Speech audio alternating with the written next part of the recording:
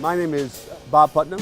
I'm a professor of public policy at Harvard University, and I have just written a new book called Our Kids, The American Dream in Crisis.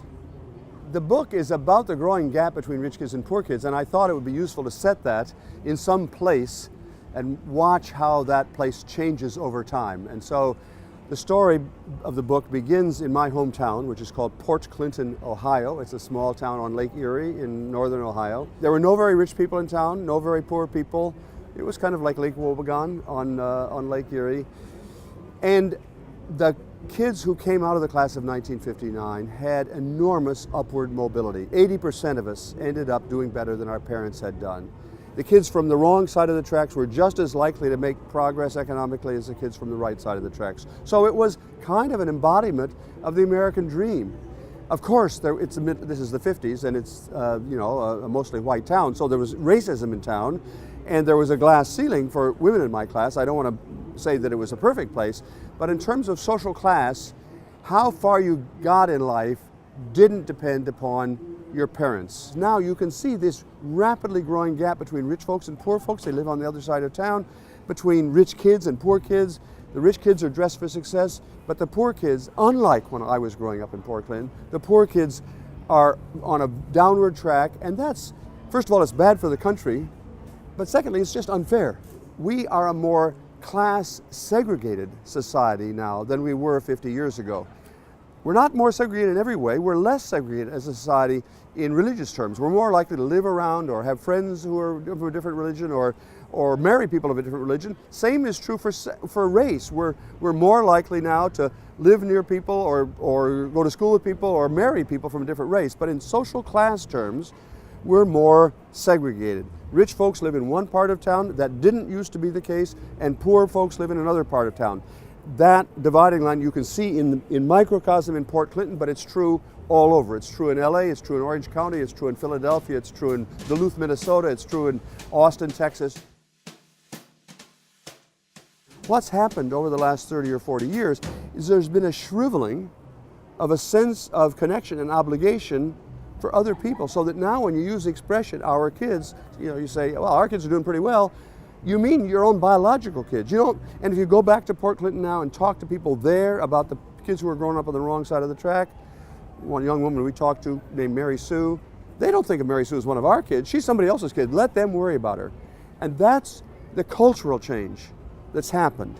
And that's why I call the book Our Kids, because I think fixing this problem is not mostly a matter of policy wonkery. I mean, I can tell you what we should do. We should have more early child education. We should spend more money in community colleges and a lot of other things we should do.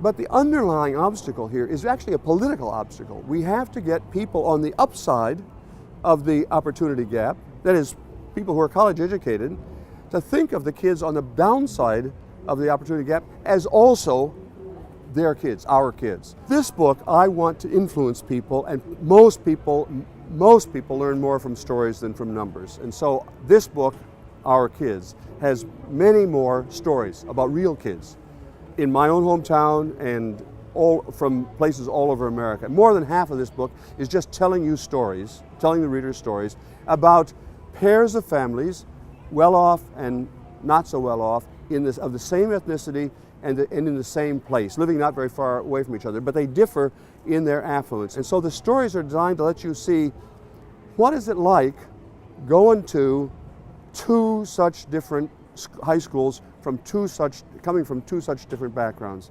That's one story. There are other stories of black families in Atlanta, affluent and poor families, of white families in Philadelphia, and we've also gathered stories from Duluth and from Austin, Texas, and from the suburbs of Boston and so on. My hope is that people will be moved by these stories. Actually, almost everybody who's read the book finds the stories so moving that, as one critic said, it's hard to read the book without crying. A journalist in New York City wrote a book called How the Other Half Lives.